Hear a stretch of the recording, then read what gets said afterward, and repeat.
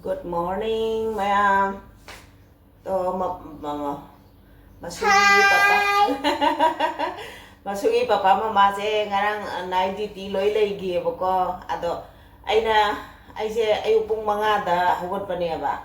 Ada imung kari kara singke loisan khosal loiraga irujage dana barum changi da ang potu sulai. Barum changi da hogalle aduga ai barum gi thong maya aduda lepaga leirame isuse ado aina se lai khuramasu poraga dum khurame ado matungidra na tungidra haro tungidro tungani ya oni dro masak se taijo hoi chanu talon gi ke ado chaksu kam tho doi ni moi horen na halaga charaga tumjara di phare dana ko adamai tawrage chaka thangat ke me makhata ni yemina se ngasigi blog se ayuk tagi isu events mai tawde hawre ka me pung taruk makhai tare aduna moi duty se pung tare ta loi doi ni na ne ai cha kam khalage asambi thong doi ni ada isu se haugalakpagi night dress kali kra loi hongdopirabani irudiludri ngalibani na ado night dress di hongdopire aina lai khuramba adagidi cha ising thongbada adum nungai na ba na so wakhal nungai na ba dana ado ai cha kam khatpa horage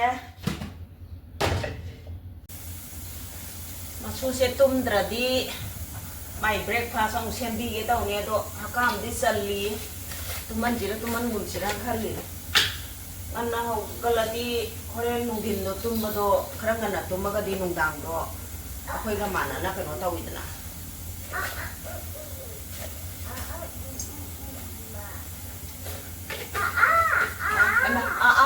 ako sini amo muna to ba kano si sa sing ako ko ay bobong senang yawa sida ko pot ko selang makhang dai ako brown sugar siya na inbigay. Siya hijan gel. Nakan puro ko dahil hijan dali. Siya na inbigay. Siya na inbigay. Masu. Salon lo rin sini niya. Marunong yung kang maya daga itong tadabi ba. Salon hayo. Ini tawag. Bubog tawag ko.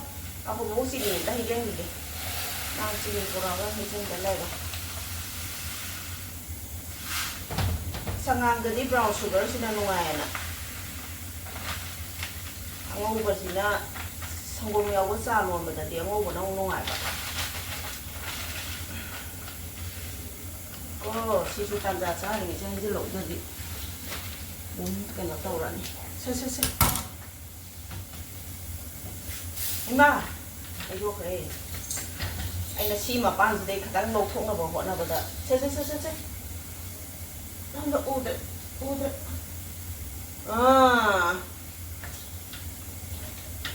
Nang brush ka dito ubrimi ko.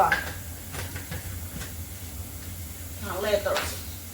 Nung sa si Loy salaga nang i-breakfast ang siyang didoy ni. Brush tawraga ko. Nung sa si Loy Tony nang i-breakfast ang siyang didoy ni. How?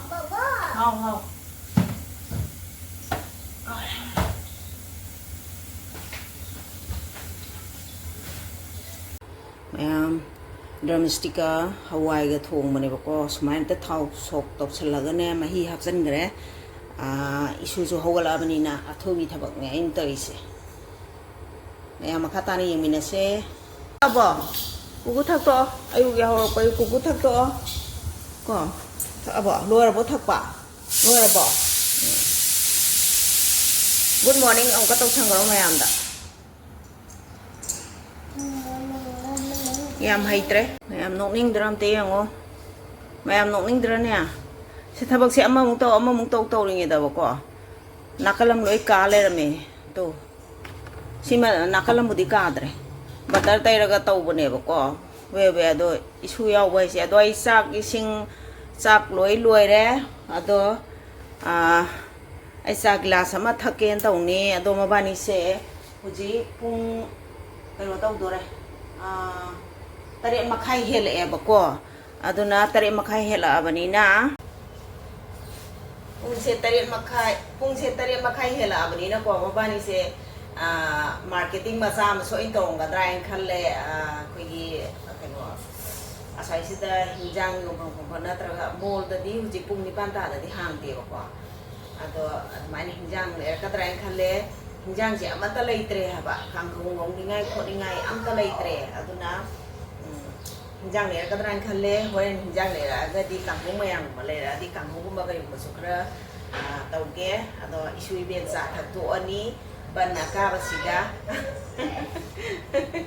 बनदे फजना काग्रे तो थांग सोइदा लगे सिगे को अदुगा माइदी cake सुलै अदुगा बनाना से सेम्बिरबने अदु मांग नुंती गिदे ngasiना खतंग ngनबजे सानिंगदबा मालेबको अदु बोबो अना सिदा थंगला थममे उंदगिदि अतै अतै कनो को वाटरमेलन सु ngarang mapana lerapagi lei asisu ma hujike saning do poktri खतंग ngन होगतपनिना अदु बोबो पम्बियो ना तौ लैदि अदो ai sa se salaga sa se ko sa se to sa se salaga sa haira thage ma su saning basajer sano aduga horen mapang mama halakpagi kamai tawge do ulakke amta sa thogi ge shui ben tawga ja thu ge shui de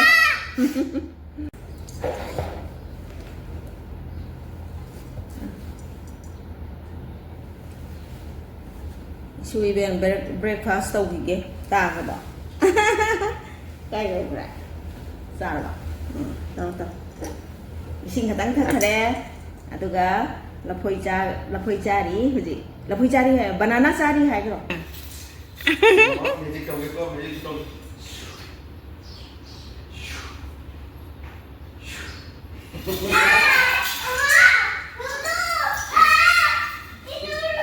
đây cho mama ba là bí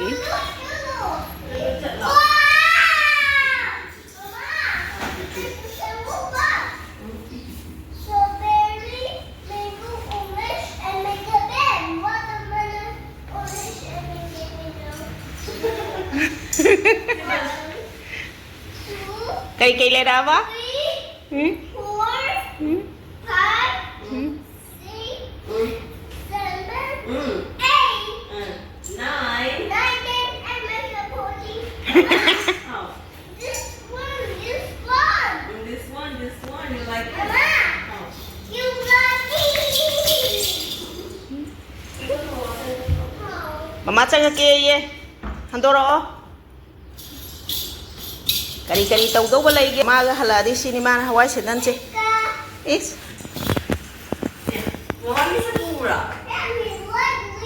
okay aina marketing torakani aduni thammaro mai si seba sini mana tau ge is thammo kamai thamdoi thammo chumai na phajana on thoga thammami ga adum mapa ma halak paje adum barum mapa se sida ko hawai sedan je tholo pusangi doi smai adum tham doi ne ninga jan mayam kang hong mayan khar leire ko belendri carrot akhabi kari kra khar leire ado aina belendri se athuba matam da sat ngaubi rage moina iruja ba sangnari ngai sida belendri di thu na mulli dana ko adumai to ngaubi rage karino phone pa chalang te karino se poster oi kapo te jong photo kap ke da haile masu blogger oi dore future ki blogger ni sida marom se kapo se poster ke te jong on ta on chen kap jong nang mangai hai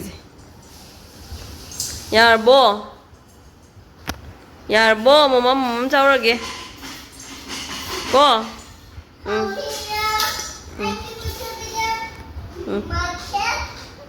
Đây chung hãy mấy em putu pai cái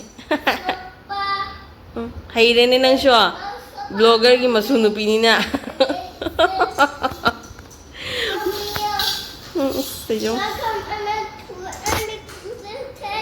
Maroon loli this. Paksare paksare nang blogger amagi masunu piga macanu piga ni habada jab jare nang paksare nang. Sabada phami mama. Okay. Atai di. Ya lu jake gai utli. Okay. Yar bo bye bye. Bye bye. Bye-bye. See you.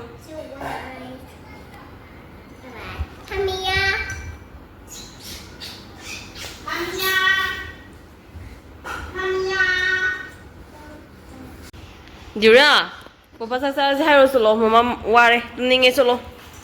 Chalo go. Go. Hai be inde, mama angry tawurge. Mama angry tawurge. Okay, mama angry, bye bye. Mama angry tawure, bye bye. Bye bye. Yo maya.